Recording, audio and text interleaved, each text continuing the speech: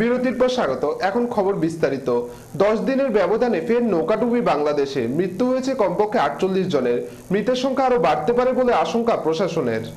10 দিনের ব্যবধান ফের নৌকাডুবি বাংলাদেশে। মৃত্যু হয়েছে কমপক্ষে 48 জনের। মৃতদের অধিকাংশই নারী এবং শিশু। মৃতের সংখ্যা আরও বাড়তে পারে বলেই আশঙ্কা প্রশাসনের। রবিবার দুপুরে সদেরেক যাত্রী নিয়ে রাজবাড়ির পাটুরিয়া থেকে দৌলতদিয়ার উদ্দেশ্যে রওনা হয় নৌকাটি। মাঝ নদীতে একটি মালবোঝাই ট্রলার নৌকাটিতে ধাক্কা মারলে দুর্ঘটনাটি ঘটে। নিহতদের মধ্যে 13 জন মহিলা, 12 জন শিশু রয়েছে। মানিকগঞ্জের শিবালয় থানার ওসি রকিবুজ্জামান জানান, রবিবার দুপুর 12টার দিকে পাটুরিয়ার ঘাট থেকে দৌলতদিয়ার উদ্দেশ্যে ছেড়ে যাওয়ার পরপরই মাঝ নদীতে দুর্ঘটনায় পড়ে ML মুস্তাফা 3 নামের লঞ্চটি। এই দুর্ঘটনার জন্য দায়ী কার্গো জাহাজ MV নার্গিস 1 এর চালক সহ 3 জনকে আটক করেছে পুলিশ। দুর্ঘটনার কারণ খতিয়ে দেখতে তদন্ত কমিটি গড়া হয়েছে। লঞ্চটি আনুমানিক 11টার দিকে ছেড়ে আসেন। অপর দিক থেকে একটি কার্গো এসে সরাসরি মাঝখানতে মারলে ওই লঞ্চটি একদিকে কাত হয়ে পড়ে যায়। কিছু সংখ্যক লোকজন যখন উপরে ওঠে, বিভিন্ন ট্রলার, মাছ ডলার ট্রলার এবং ওই কিছু লঞ্চে করে কিছু যাত্রী উদ্ধার হয় এবং এ পর্যন্ত আমরা 1-2 ঘন্টা ধরে স্থানীয়ভাবে লোকজন সহযোগিতা করছি। এটা কেমনে মানুষ কর্ম ভাই, আমি কি করলাম, হাতে করে নিয়ে আসি এইটা সাথে করে তাজা এরকম হাতে করে থিয়ে গেলাম। আমার বাইক ওরা 6 জন আছিল, একজন পাইছে, একজন বাড়ি চলে গেছে। আমার মিয়া রে বাবা রে বাবা, কাজ শেষ, এটা আমরা সম্পূর্ণভাবে শেষ করেছি। এখন আশেপাশে যেসব লাশ ভেসে ওঠার সম্ভাবনা যদি থাকে নিখোঁজদের, আমরা সেটার জন্য আমরা কয়েকদিন কাজ করব। প্রতিটি পরিবারকে আর্থিক সহায়তা দিয়েছি এবং BIWTA থেকে প্রত্যেককে 1,05,000 টাকা করে অনুদান দেওয়া হবে। ব্যুরো রিপোর্ট, খবর ত্রিপুরা। সোমবার থেকে শুরু হলো বাজেট অধিবেশন। সেন্ট্রাল হলে রাষ্ট্রপতি প্রণব মুখোপাধ্যায়ের ভাষণের মাধ্যমে সূচনা হলো বাজেট অধিবেশন। চলবে 8ই মে পর্যন্ত। একদিকে সংস্কারে মরিয়া কেন্দ্রীয় সরকার, অন্যদিকে বিরোধিতায় অনর উজ্জীবিত বিরোধী শিবির। বিরোধ, বিক্ষোভ, প্রতিবাদ, প্রতিরোধ ও ঝড়ের পূর্বাভাসকে সঙ্গে করে সোমবার থেকে শুরু হলো বাজেট অধিবেশন। সকাল 11টায় সেন্ট্রাল হলে রাষ্ট্রপতি প্রণব মুখোপাধ্যায়ের ভাষণের মাধ্যমে সূচনা হলো বাজেট অধিবেশন। চলবে 8ই মে পর্যন্ত। Swachhta will have an overarching impact on the overall quality of life and well-being of a person, particularly the poor. আগামী বৃহস্পতিবার পেশ হবে রেল বাজেট, আর শনিবার সাধারণ বাজেট পেশ করবেন কেন্দ্রীয় অর্থমন্ত্রী অরুণ জেটলি। চলতি অধিবেশনেই লোকসভা ও রাজ্যসভায় নতুন 7টি অর্ডিন্যান্স পাশ করাতে মরিয়া মোদী সরকার। মোদী সরকার ক্ষমতায় আসার পর এই প্রথম বাজেট পেশ হতে চলেছে সংসদে। এদিন সংসদ ভবনের বাইরে সাংবাদিকদের মুখোমুখি হয়ে মোদী বাজেট অধিবেশন নিয়ে আশা প্রকাশ করেন। জানান, তার আশা কক্ষের মধ্যে পারস্পরিক সহযোগিতাপূর্ণ আবহাওয়া বজায় থাকবে এবং জনগণের জন্য ভালো কিছু করার সুযোগ মিলবে। এরই সঙ্গে বিরোধীদের উদ্দেশ্যে মোদীর বার্তা, গণতন্ত্রে যাবতীয় আলোচনা ও বিতর্ক গণতন্ত্রের এই মন্দিরে হওয়া উচিত। প্রত্যেকটি বিষয় বিস্তারিতভাবে আলোচনা হবে। এই অধিবেশন যাতে মসৃণভাবে সুসম্পন্ন হতে পারে সে ব্যাপারে সমস্ত বিরোধী দলের কাছে সহযোগিতার আবেদন জানিয়েছেন প্রধানমন্ত্রী নরেন্দ্র মোদী। आज संसद के बजट सत्र का आरंभ हो रहा है। हमारी सरकार के लिए ये पूर्ण समय का अवसर पहली बार आया है। लोकतंत्र में, लोकतंत्र के इस मंदिर में संवाद हो, हर विषय पर गहराई से बहस हो और इस मंथन से अमृत निकले जो देश के गरीब से गरीब काम आए। इस संकल्प के साथ ये बजट सत्र का आरंभ हो रहा है। कल भी मैं बहुत लंबे समय तक सभी साथी दलों के नेताओं से मिला था, उनके विचार भी सुने हैं और हमारा प्रयास रहेगा कि देश हित के हर महत्वपूर्ण इश्यू पर এ বিষয়ে সংসদ বিষয়ক মন্ত্রী এম ভেঙ্কাইয়া নাইডু জানিয়েছেন, বিরোধী দলের দাবিকে গুরুত্ব দিতে সরকার যে কোনো রকমের পদক্ষেপ নিতেও তৈরি। फिलॉसफी सबके साथ सबका विकास, inclusive development, that is the philosophy of our government, and the President has referred more than 50 initiatives taken up and proposed by our government in his address. The strategy of the government is also contained in the President's address, seeks to enable every individual, institution and economy live up to their full potential for collective advancement of our country. The address highlights the importance of infrastructure development, promoting manufacturing sector, modernization of our agriculture, preparation of our countrymen for making use of communication technologies. তবে বিরোধী দলের তরফেও জানানো হয়েছে জমি অধিগ্রহণ সংক্রান্ত বিলের ব্যাপারে কিছুতেই সহমত হবে না তারা। ব্যুরো রিপোর্ট, খবর ত্রিপুরা। ফাদার অ্যালেক্সিস প্রেম কুমারের মুক্তির পর ইরাকে আটক আরও 27 জন চুক্তিবদ্ধ বন্দী শ্রমিকও অবশেষে সোমবার সকালে দিল্লি পৌঁছালো। বন্দী শ্রমিকদের মধ্যে বেশিরভাগই হরিয়ানার কর্নাল ও পাঞ্জাবের জলন্ধরের বাসিন্দা। ফাদার অ্যালেক্সিস প্রেম কুমারের মুক্তির পর ইরাকে আটক আরও 27 জন চুক্তিবদ্ধ বন্দী শ্রমিকও অবশেষে সোমবার সকালে দিল্লি পৌঁছল।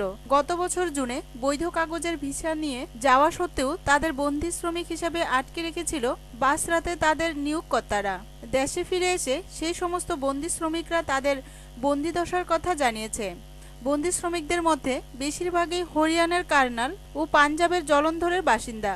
তারা তাদের দুর্দশার কথা জানাতে গিয়ে বলে, তাদের বহুদিন কোনো খাবার দেওয়া হতো না, আর যদি কখনো কাজে না যেত তাহলে তাদের নগ্ন হয়ে থাকতে বাধ্য করা হতো।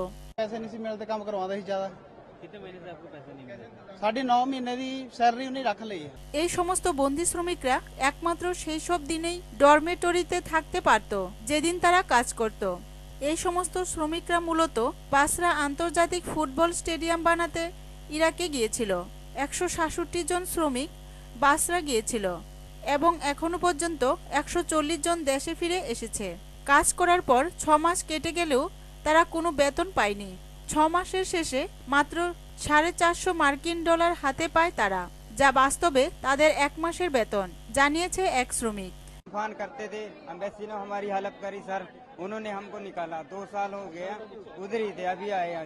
বাসরার ভারতীয় কনসুলেটে যোগাযোগ করা হয়েছে এবং ওই সমস্ত নিয়োগকর্তার বিরুদ্ধে অভিযোগও দায়ের করা হয়েছে।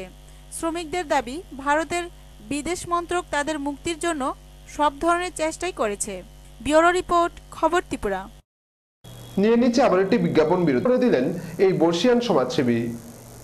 জমি অধিগ্রহণ বিলের অর্ডিন্যান্সের বিরোধিতা করে দিল্লির যন্তর মন্তরে ধর্ণা শুরু করে দিলেন বর্ষিয়ান সমাজকর্মী আন্না হাজারে। এই অর্ডিন্যান্সের তীব্র সমালোচনা করেছেন আন্না। তার ভাষায় এই অর্ডিন্যান্স এক কথায় কৃষক বিরোধী। তিনি সরকারের কাছে এই অর্ডিন্যান্স প্রত্যাহারের দাবি জানিয়েছেন। এর সঙ্গে জানিয়েছেন, এই অর্ডিন্যান্স সম্পূর্ণ প্রত্যাহার না করলে রামলীলা ময়দানে বৃহত্তর প্রতিবাদ আন্দোলন গড়ে তুলবেন তিনি। আন্না জানিয়েছেন, আপ নেতা কর্মীরা এই প্রতিবাদে অংশগ্রহণ করতেই পারেন, কিন্তু ধর্ণা মঞ্চে ঠাঁই হবে না তাদের। सरकार नहीं ले सकती। ये सरकार ने वो कानून में 70% को निकाल दिया और अपने मर्जी से जमीन अभी अधिग्रहण करेंगे, अपने मर्जी से। फिर आप अंग्रेज से हुक्म खाए और आप में क्या फर्क है? ये अंग्रेजों ने भी जो इतनी हुकूमत नहीं की होगी, अन्याय नहीं किया होगा, इतना ये सरकार कर रही है। अध्यादेश निकालकर क्या कर रही है? न्याय व्यवस्था, यह सर्वोच्च व्यवस्था है।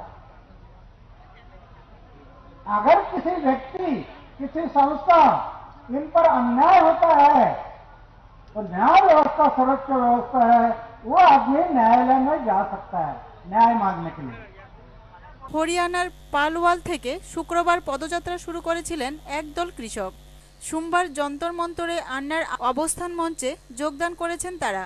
জমি অধিগ্রহণ অ্যাক্ট 2013 অনুযায়ী পাবলিক প্রাইভেট পার্টনারশিপের জন্য জমি অধিগ্রহণের ক্ষেত্রে শর্তাধীনভাবে 70% ক্ষেত্রে জমির মালিকের অনুমতি বাধ্যতামূলক। প্রাইভেট কোম্পানির ক্ষেত্রে 80% ক্ষেত্রে জমি অধিগ্রহণের জন্য শর্তাধীনভাবে প্রয়োজনীয় জমি মালিকের অনুমতি। গত ডিসেম্বরে অর্ডিন্যান্স জারি করে এই জমি অধিগ্রহণ আইন পরিবর্তনে উদ্যোগী হয় কেন্দ্রীয় সরকার।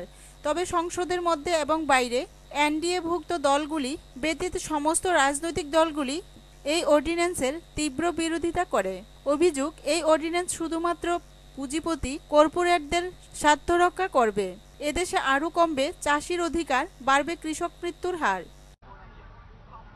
न्याय मांगने के लिए न्यायालय में जा सकता है। ये अध्यादेश में ये लिखा है, अगर कोई किसान पर अन्याय होगा और वो चाहता है कि मैं न्यायालय में जाना, पहला जो कानून था उसमें ये तरतूब थी कि वो न्यायालय में जाएगा। ये सरकार ने उसको निकाल दिया और क्या किया, अगर किसी पर अन्याय हो जाए। ব্যুরো রিপোর্ট, খবর ত্রিপুরা। সোমবার কুলুবালির দ্বাদশ শ্রেণী বিদ্যালয়ে অনুষ্ঠিত হয় বার্ষিক পুরস্কার বিতরণী উৎসব ও শিক্ষক অভিভাবক সম্মেলন 2015।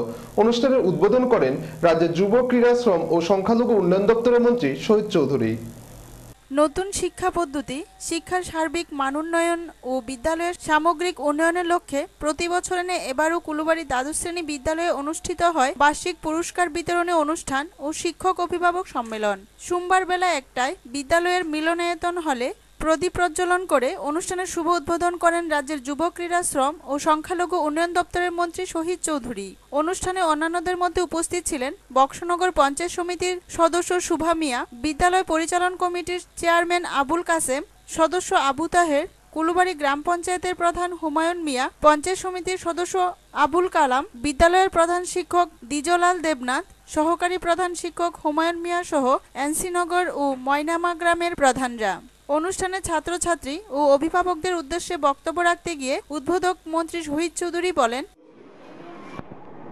অনেক আশা এবং বিশ্বাস দিয়ে যখন বিদ্যালয়ে পাঠায় শিক্ষকদের উপর ভরসা করে আমি পাঠালাম আমার ছেলেরা আমাকে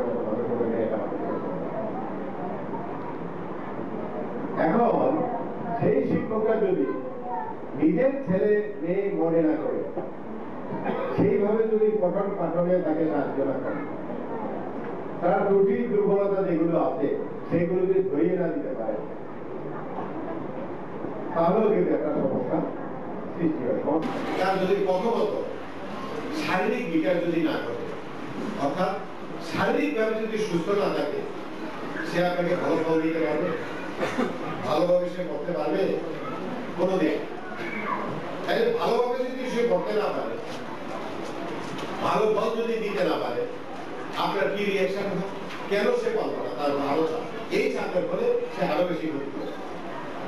তার বিকাশের জন্য শরীরটা যাতে সুস্থ থাকে, সবল থাকে, ফিজিক্যাল ফিটনেসের জন্য অর্থাৎ শারীরিক শক্তি যাতে সে অর্জন করতে পারে, তার জন্য তাকে সময় দিতে হবে। সেই সময়টা পড়াশোনা থেকেও তাকে আপনাকে বের করে দিতে হবে। এটা কি খেলাধুলার বিষয় অত্যন্ত গুরুত্বপূর্ণ আজকালকার দিনে। সে যদি খেলাধুলায় যদি অংশগ্রহণ না করে, শুধু যদি পড়াশোনায় ডুবে থাকে, তার শরীরের যে বিকাশ, তার যে সুস্থতা। পঞ্চায়েত সমিতির সদস্য শুভা মিয়া বলেন, অনেকটা কম ছিল। এই নতুন নীতিতে সেখানে পরিষ্কার নির্দেশ আছে, প্রত্যেক শিক্ষক এই প্রার্থনা সবার মধ্যে উপস্থিত থাকতে হবে। এই প্রার্থনা সভাটা প্রার্থনার যে বিষয়টা যে কোনো একজন ছাত্রী বা ছাত্রের দ্বারা সেখানে উপস্থাপন হবে একজন শিক্ষক বা শিক্ষিকা। বিদ্যালয় পরিচালন কমিটির চেয়ারম্যান আবুল কাসেম বলেন, আমরা শিক্ষা যদি আমি একটু আগের দিকে আমরা যাই, আমরা যারা শিক্ষা গ্রহণ করেছি, আমাদের যেরকম স্কুল পরিকাঠামো ছিল, যে ধরনের শিক্ষক ছিল, এখন কিন্তু তা নয়। পরিকাঠামো বদলি হয়েছে, শিক্ষকের সংখ্যা অনেকটা বেড়েছে এবং শিক্ষার মান, গুণগত মান আগের তুলনায় অনেকটা। এই দিনের অনুষ্ঠানের উদ্বোধক মন্ত্রী শহীদ চৌধুরী বিদ্যালয়ের একটি ওয়াল ম্যাগাজিনেরও উদ্বোধন করেন। অনুষ্ঠানে বিদ্যালয়ের ছাত্রছাত্রীরা বিভিন্ন সাংস্কৃতিক অনুষ্ঠান পরিবেশন করেন। এই দিনের এই অনুষ্ঠানে ছাত্রছাত্রী ও অভিভাবকদের উপস্থিতি ছিল লক্ষণীয়। সুকান্ত বর্মনের রিপোর্ট, খবর ত্রিপুরা। কবি সাহিত্যিক ও জননেতা অনিল সরকারের প্রয়াণে এক স্মরণসভার আয়োজন করেন ত্রিপুরা সাংস্কৃতিক সমন্বয় কেন্দ্রের তেলিয়ামুড়া বিভাগীয় কমিটি। এই স্মরণসভায় উপস্থিত ছিলেন সাংস্কৃতিক সমন্বয় কেন্দ্রের কেন্দ্রীয় কমিটির সহসম্পাদক চুনিলাল সাহা। শোষিত নিপীড়িত মানুষের শোষণ মুক্তি ও সংগ্রামের অগ্রণী যোদ্ধা, সাহিত্যিক, জননেতা কবি অনিল সরকারের প্রয়াণে এক স্মরণসভার আয়োজন করেন ত্রিপুরা সাংস্কৃতিক সমন্বয় কেন্দ্রের তেলিয়ামুড়া বিভাগীয় কমিটি। এই স্মরণসভায় উপস্থিত ছিলেন সাংস্কৃতিক সমন্বয় কেন্দ্রের কেন্দ্রীয় কমিটির সহ সম্পাদক চুনিলাল সাহা।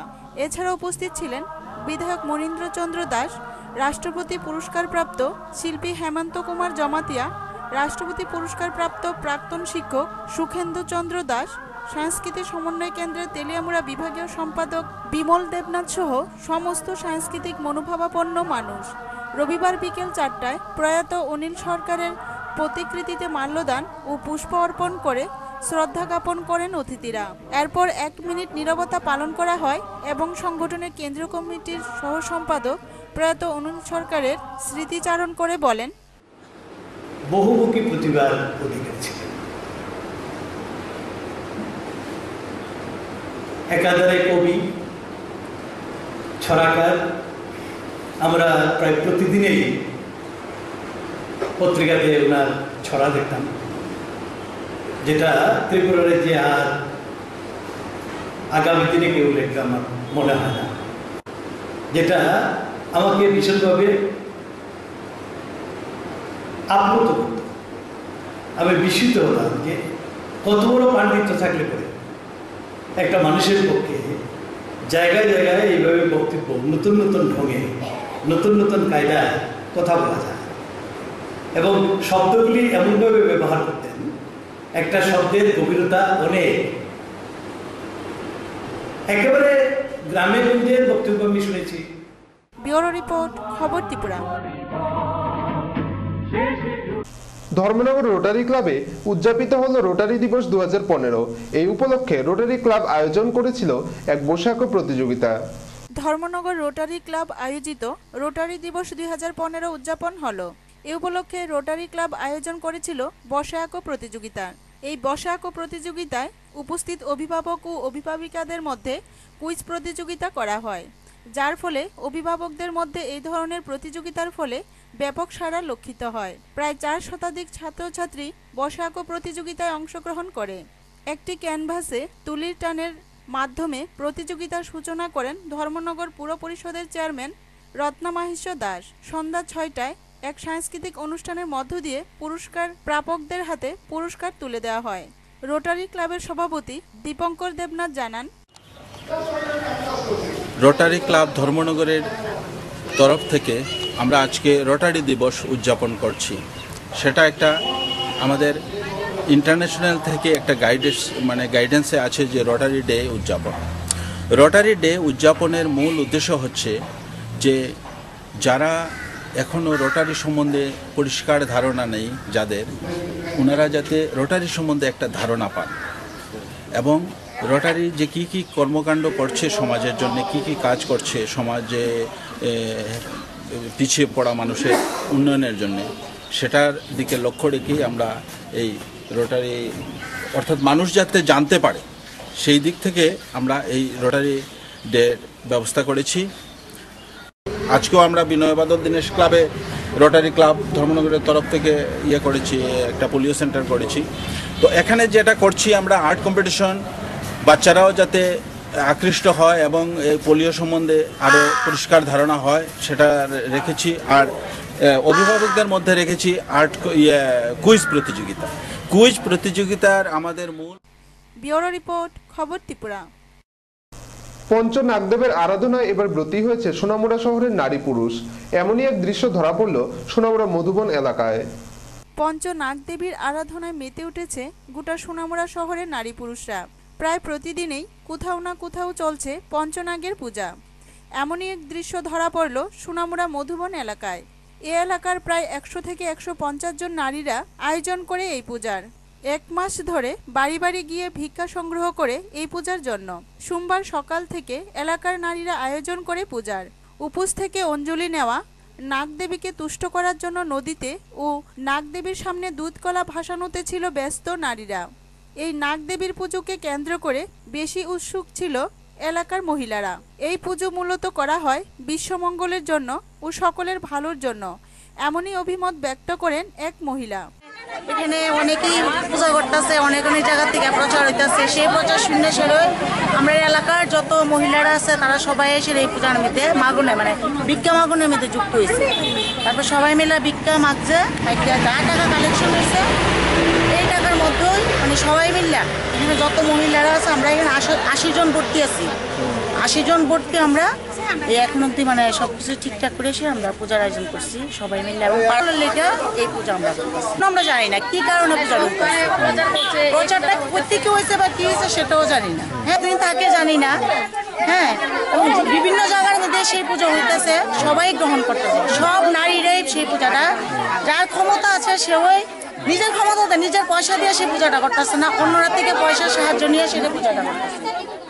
তবে এই পঞ্চনাগ পূজা যে আর অন্য 13টি পার্বণের মতো শ্রদ্ধা ও ভক্তির সাথে পালিত হচ্ছে তা আর বলার অপেক্ষা রাখে না। টুটন চৌধুরী রিপোর্ট, খবর ত্রিপুরা। বিশালগড়ের এভারগ্রিন ইনস্টিটিউট একটি বেসরকারি বিদ্যালয়। এই স্কুলে আয়োজিত সংবর্ধনা অনুষ্ঠানের সূচনা করেন রাজ্যের কৃতি সন্তান তথা সোনার মেয়ে দীপা কর্মকার। শিক্ষা এখানে পণ্য নয়, শিক্ষা এখানে অধিকার। এই স্লোগানকে পাথেয় করে বিদ্যালয় বিমুখ অসম্পূর্ণ শিক্ষান্তে বিদ্যালয় ফেরত অর্থাভাবে বিদ্যালয় ত্যাগী সকল শিশু কিশোর কিশোরীদের সম্পূর্ণ নিখর চায় বিদ্যালয়মুখী করে সময় উপযোগী ও গুণগত শিক্ষায় শিক্ষিত করার অঙ্গীকার করে বিশেষ ভর্তি অভিযান সপ্তাহ, তৎসঙ্গে অজ্ঞতা, উদাসীনতা, দারিদ্রতা হেতু সংশ্লিষ্ট অভিভাবকদের বাড়ি বাড়ি গিয়ে বিশেষ অভিভাবক সচেতনতা অভিযান সপ্তাহ এবং স্কুল ও তৎসংলগ্ন এলাকার শিশু স্বাস্থ্য পরীক্ষা ইত্যাদি কর্মসূচি হাতে নিয়েছে বিশালগড়ের এভারগ্রিন ইনস্টিটিউট নামে একটি বেসরকারি বিদ্যালয়। একে কেন্দ্র করে সোমবার দুপুরে এক অনুষ্ঠানের আয়োজন করা হয়। প্রদীপ প্রজ্বলন করে অনুষ্ঠানের সূচনা করেন রাজ্যের কৃতি সন্তান, জাতির গর্ব তথা সোনার মেয়ে দীপা কর্মকার। উদ্বোধনী পর্বে অন্যান্যদের মধ্যে উপস্থিত ছিলেন বিদ্যালয় ফাউন্ডেশন কমিটির চেয়ারম্যান প্রসেনজিৎ রায়, সহকারী প্রধান শিক্ষক শাহজাহান খান এবং বিশালগড় বিদ্যালয় পরিদর্শক কার্যালয়ের অফিস সুপারিনটেন্ডেন্ট বিক্রম দেববর্মা।